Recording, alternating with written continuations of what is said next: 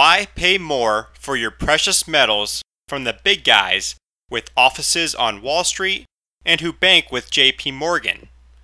Get your fizz from the doc at sdbullion.com.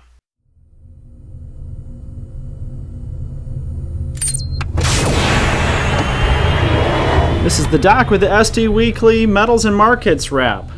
Joining us today is a special guest that we've been looking forward to having on the show for quite some time. We have GATA's Chris Powell with us today. Thanks for joining us, Chris. Oh, my pleasure. Well, we really have been looking forward to it for quite a while. We're recording this day early this week on Wednesday afternoon. Chris, we've finally seen some upside action in the metals today. Both silver and gold with a bit of a vertical spike. Silver at one point up nearly $1 on the day, and gold up about $30 at one point, touching $12.50 before, as kind of we were remarking or discussing before we started recording here, that I almost anticipated the afternoon access market sell-off here today, as it doesn't seem like the cartel likes letting gold hold on to its gains when it makes a few percent move to the upside in a day. So what's your take here on the recent trading here, Chris? Well, I never know what we're really looking at when we're looking at the markets anymore. We know from the documents recently discovered on the internet site of the U.S. Commodity Futures Trading Commission and the U.S. Securities and Exchange Commission that central banks have futures trading accounts in all the major futures markets and exchanges operated by the CME Group, which is really most of the major futures markets in the United States, and they are getting volume discounts for their secret trading. Now, if central banks, which have the power to create and deploy infinite amounts of money, are doing it secretly and they're doing it in the futures markets, then there really are no markets anymore. There's just intervention. So why is the equity market down today? Why is gold up today? It could be natural market action with retail investors beginning to fear that there are no justifications for the high stock prices that we've been seeing. It could be central banks simply withdrawing their support from the various markets to see what happens. I don't know, and I really just try to direct people to the documents that GATA has collected over the last 15 years, showing that central banks are surreptitiously engaged in not just the monetary metals markets, but in other markets as well, in order to rig them. And I encourage people to talk less to me and to talk more to central banks, to put critical questions to them about their market interventions, to ask to see the record of their accounts at the Bank for International Settlements in Basel, Switzerland, at the Bank of England in London. I'd like to see the record of their accounts, their trading accounts at the CME Group exchanges. That's where the explanations for market action is going to come from. It's not going to come from me. All I can do is point out the documentation of these interventions and complain about them, and hope that other people around the world will take up the issue so that the democratic Western world can regain its free markets at some point. Exactly. Now I wanted to ask you to touch on your thoughts here, Chris, just regarding to the Fed's official taper over the past, what's been 6 months or so, and expectations that it will officially taper to zero over the next few months. I know myself and a lot of other market commentators believe that the Fed really hasn't tapered anything. They're just officially saying that the level of QE is reducing, while the actual money printing goes on unabated, and you can reference the massive Treasury purchase and move through, Belgium earlier in the year? Yeah, it was Belgium. That's right. As reference. But really over the past 2 weeks since the last Fed minutes, the market has really started to move to the downside. Can you speak here a little bit, Chris, to what your thoughts are on, has the Fed really been tapering anything? And will even the perception of them tapering trigger more risk to the downside and more perhaps like an actual market event in the stock market here, just the perception of them tapering? Yeah, listen, the Fed believes that, perception is as important as reality, and probably, more important. Now, is the Fed really tapering? I mean, the Fed, the Treasury Department, they have infinite sums to dispose secretly. They may be tapering in one area and ramping up their interventions in another. I just don't believe them until we can gain access to all their records and the records of their trading. The Federal Reserve Bank of New York has an enormous computerized trading room, and I'm sure it's not just to keep track of government bond prices. It's monitoring, and I'm sure intervening in all markets, all major markets at critical points. Now, I don't think that anything is happening in any major market now without at least the assent of the major central banks, possibly even China. I don't believe that an awful lot of what we see on the market charts is really retail trading at all. Even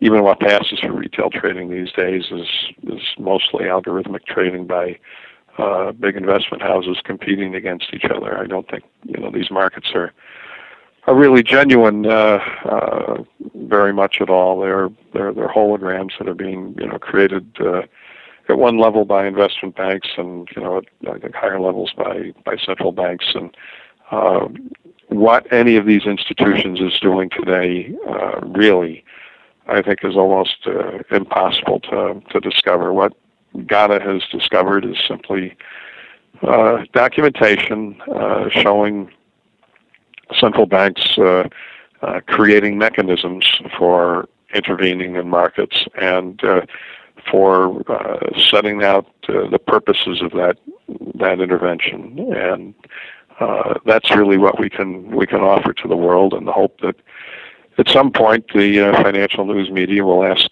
questions of central banks about their market interventions. Unfortunately, right now, the primary role of Western financial journalism is that a central bank can never be questioned about anything it does. Right. I'd like to get your views on the endgame. We were chatting before the show, and you were speaking to your belief in coming gold revaluation. Do you, and again, your famous quote was that there are no markets anymore, just interventions. But so I guess at what point do you see the free market overcoming those interventions, and how, in your opinion, do you think it's likely to play out? Well, I also don't know how much real metal is available to the central banks that are intervening in the gold market. I know somebody I have a lot of respect for, Jim Rickards, gave an interview to Anglo Far East Bullion a few weeks ago, in which he outlined a scenario that has always struck me as pretty persuasive, and that is that the big operation going on now in the international currency wars or currency markets is the transfer of Western gold to China as really a bribe for China's continuing to hold its U.S. Treasury denominated U.S. Treasury debt and its U.S. dollar denominated debt. Both sides are walking a tightrope here. China doesn't want to crash the dollar, doesn't want to crash the Treasury market because it's too heavily invested in it. But China also knows that the dollar is going to have to be devalued. There's just too many of them out there, and too many of them being held passively by central banks that they're worthless because they can't be spent without crashing the value of the currency, and so China wants to hedge its dollar exposure as other nations do, and so the game is a gradual transfer of gold from the west to the east to allow China and the other countries with big dollar foreign exchange surpluses to hedge themselves. So when the dollar is devalued, their losses in the dollar will be offset by their gains in gold and other physical assets. And there's a couple of U.S. economists and fund managers, Lee Quaintance and Paul Brodsky, who hypothesized this operation in a paper they wrote, I think, 2 or 3 years ago, that central banks were very likely already redistributing official gold supplies among themselves in order to allow the dollar surplus holders to hedge their dollars against real assets. This is a game being played at the highest levels, as the gold game has always been played at. When does it end? When is China adequately hedged? When are the other countries adequately hedged? They're not going to call me, and they're not going to tell you. All we can do is look for the clues, and those clues have included the huge transit of gold out of London into Swiss refineries, where it has been melted down out of 400-ounce London Good Delivery bars into 4.9 kilo bars, which are preferred in Asia, and then shipped to Asia.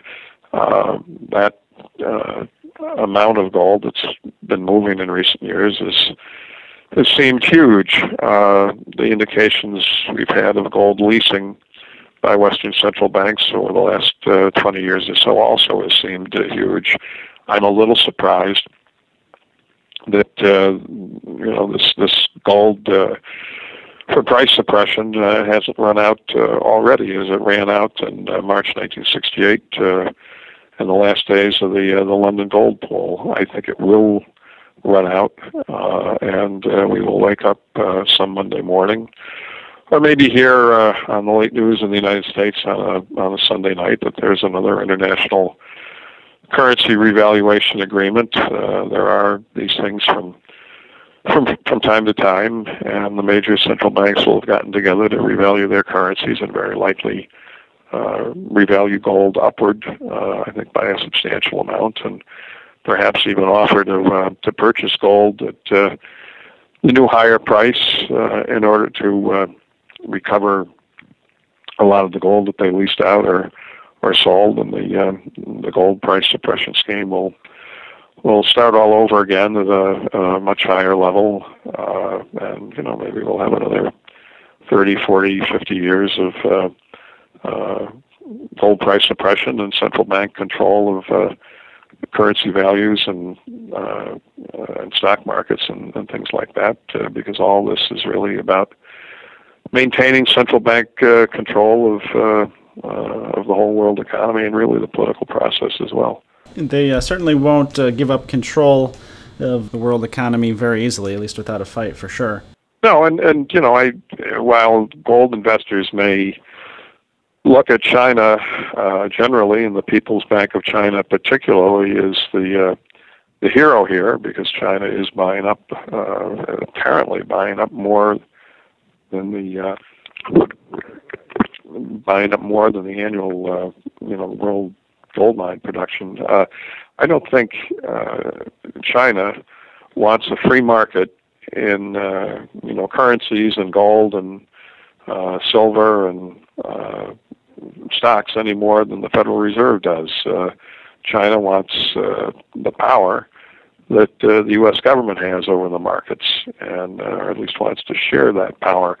I don't think China wants a free market in anything more than the United States government wants a free market in anything. Though I think that China and other nations that are not allied with the United States may trying to facilitate free markets for a time in order to weaken the Western central bank control over markets. But over the long term, governments want power, the financial class wants power, central banks want power, and free markets are restraints on power.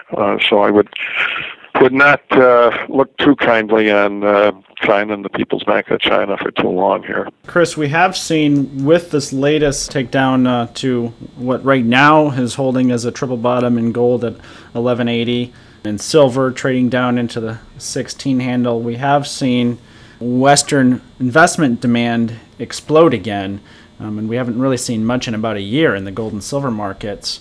Just in the U.S. Mint, they've now sold 3 million ounces of silver eagles in the first 2 weeks of October, which is equal to most of the summer, all of July and August sales, and it's on pace for a record October, the largest one-month sales of the year. And if this pace continues, we could even see an all-time monthly record for silver eagles. I've seen the same thing with the Canadian Mint. Their silver maples are now on allocation. And even the private mints, whether it be the Sunshine Mint or a lot of the other well-known private mints in the U.S., they're raising premiums. They're several weeks back on production.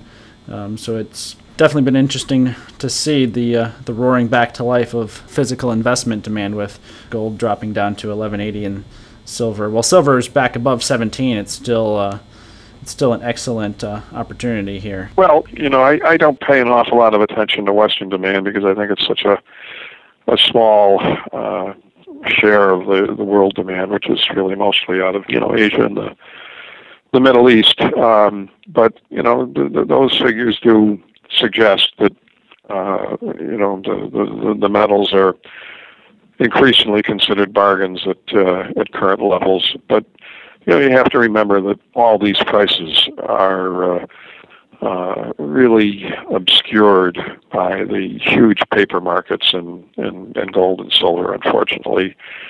Probably most investors still consider, certificate gold and certificate silver as being equivalent to the real thing. Anybody who's taking paper at a bullion bank as representing real metal might as well be flushing his money down the toilet. If people are buying real metal and taking it off the market, taking it out of the banking system, that's great. But we know from the futures markets that many people are still buying only paper metal, and I don't think any of these prices will mean very much until really the paper market dries up, is repudiated, when people realize that it is vastly oversubscribed, maybe on a ratio of 10 to 1 or 50 to 1 or even 100 to 1. As long as the gold futures and silver futures markets are operating, I just don't think any of this means very much. Chris, I want to ask you, what would you say to the average investor who really, whether it was in 2008 or in the aftermath of the financial crash in 2008, 2009, woke up to the activities of the Fed, whether it's through your guys' efforts at GATA or other places, and they did accumulate physical metals, but are now disillusioned with 6 or 7 years later.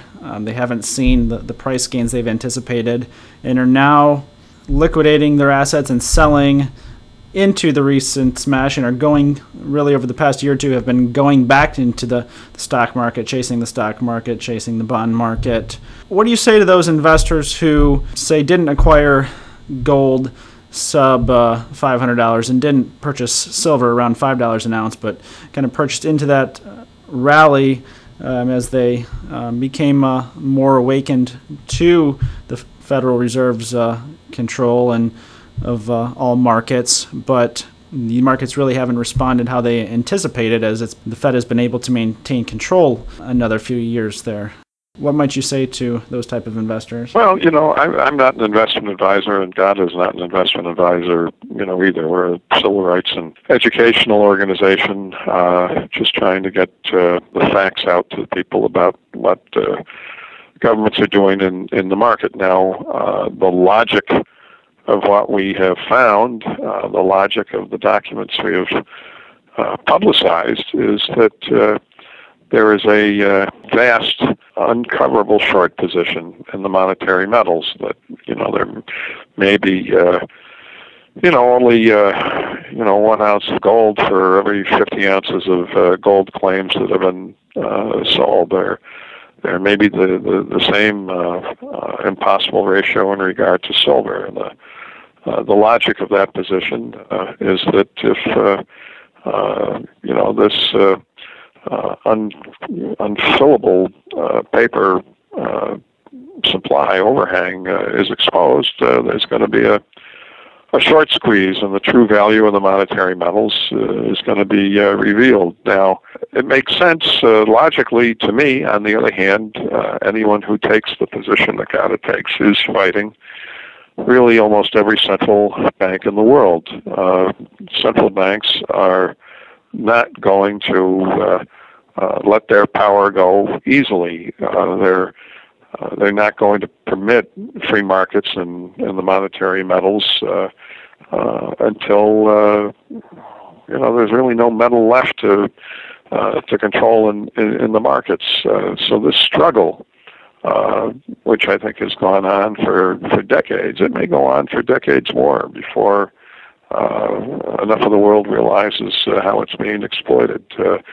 I've known quite a few people who were very much expert in the monetary metals and how the central banks were rigging the markets, and who invested accordingly on the expectation that truth and justice would prevail, and they died without reaping the fruit of their labors here. And I have no particular expectation myself of living long enough to see the central banks overthrown on this point. I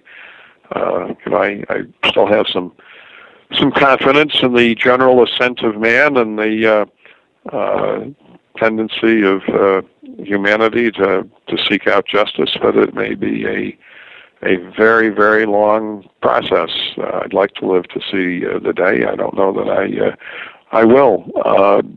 So I'm not sure how much value there is in our information as a matter of investment advice. Timing is everything in investments, and I can provide no assurance to anyone that the gold and silver price suppression schemes will be overthrown, and within any particular time period. I can give no assurance to anyone that central bank intervention in the futures markets will be convincingly exposed by the financial press in any particular lifetime. I would like to make tons of money from the knowledge that GATA has obtained through its research over the last 15 years, but in the end, we can't be satisfied with our hopes for making money here. We have federal tax exemption in the United States, not because we're aimed at making money. We're not. We're a nonprofit, non-stock corporation. We're doing this because we see a civil rights and educational purpose in our work, and that's really its only justification. I think it really is its only sure reward, that if we're doing the right thing, that's its own justification. It may lead to some changes in the market. It may lead to changes in asset values around the world, and I very much hope it does. But people are going to have to make their own investment decisions. I can't give them any particular encouragement or advice about timing here. Central banks create infinite amounts of money. They can deploy it entirely in secret. They have intelligence agencies. They know what everybody is doing all the time. Anybody who's fighting these guys is a certain disadvantage. On the other hand, over long periods, the truth does tend to prevail. Chris, can you speak for a moment to your work over the past 10 to 15 years at GATA? As far as the acceptance, the general exposure and acceptance to the message and work, what differences you've seen in that over the past few years? Today, I think most people who are seriously involved in the monetary metals markets have heard complaints of market manipulation, central bank price suppression. I think it's a very difficult thing to get respectable people to admit knowing about. You're not going to get much jollies from coming to GATA's Christmas party, but you don't want to jeopardize your invitation to the Christmas party at Morgan Chase or Goldman Sachs or the Treasury Department. But people are coming around. I think we see that increasingly with investment advisors, people who were given some respectability in the financial media. Just a few days ago, Mark Faber, who is a pretty well-known financial letter writer who gets on CNBC a lot, he gave an interview from his home in Thailand where he told Business News Network in Canada that the gold market was manipulated, and that had been proven by some very knowledgeable people. Now, I don't know if he was talking about GATA in particular, but I know that it has been proven, and if those who have proved it are considered knowledgeable by Mark Faber, it's a good day. Of course, Business News Network cut Faber off almost immediately after he remarked that the gold market was manipulated, but nevertheless, he did get on the air saying the gold market was manipulated, and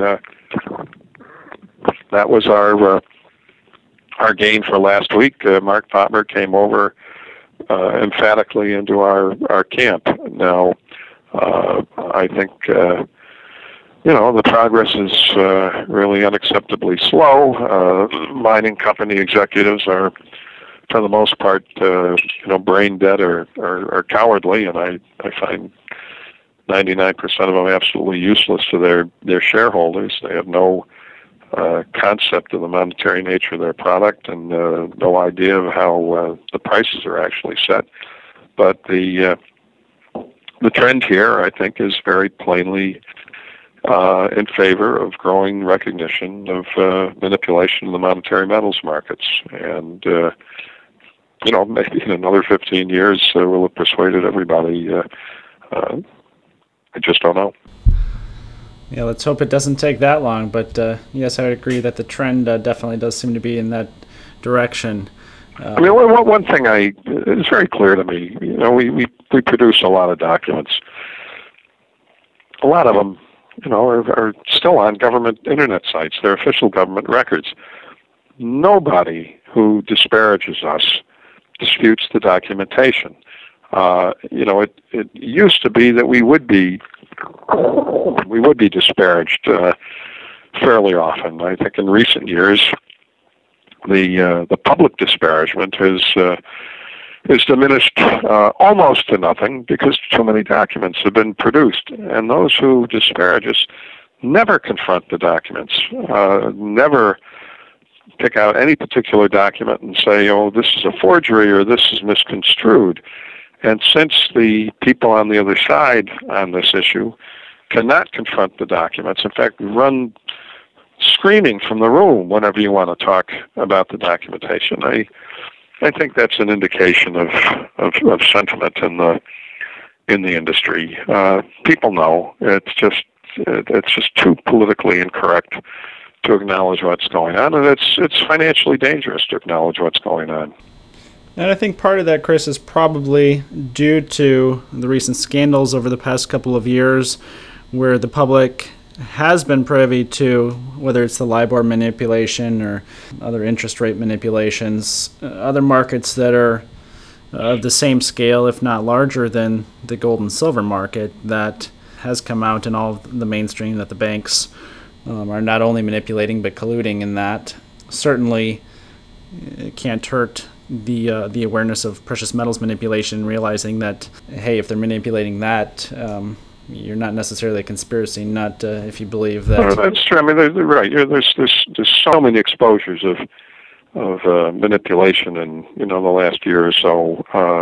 To believe that the gold and silver markets are not rigged, you have to believe that the only markets that are not rigged. And not only you have to believe that the only markets that are not rigged, you have to believe that the basic undisputed history of central bank rigging of the gold market through the London gold pool and direct gold sales by the IMF in the United States over time, that in spite of that there's no interest among central banks in controlling the gold price anymore. I mean, no conscientious person can possibly believe that when he's home alone. On behalf of all our readers and listeners, we'd like to thank you for you guys' continued work at GATA. Before we let you go, if you could let the listeners know where to follow your work regularly.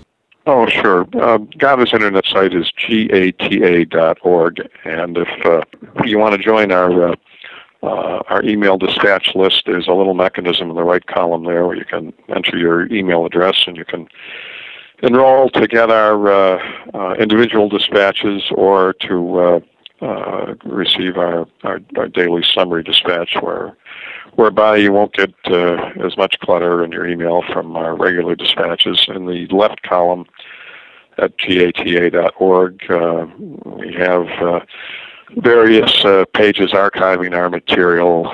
Really at the very top of the left column, you'll see entries for documentation and I think what we call the basics. If you want a summary of the gold price suppression scheme and GATA's work, you can go into the page that's marked the basics, and there's a couple of things there. And if you want to see the general documentation file, which has dozens of entries in it, including original documentation from government archives and speeches and comments made by government officials and central bankers, you can go into that general documentation file. But we're really not pushing opinion here. We're trying to push historical records, government documents, trying to get people to look at those records themselves and make their own conclusions after that.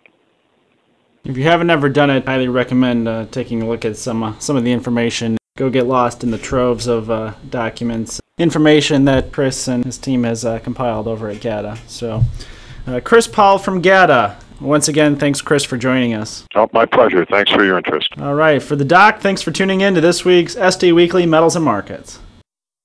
Those individuals who are in charge of monetary policy around the world, I think they're very much aware of what is coming. When I've asked Federal Reserve Chairman in the committee about this, they never said, no, that's not going to happen. They used the word orderly. As long as it's orderly, it seems to be okay.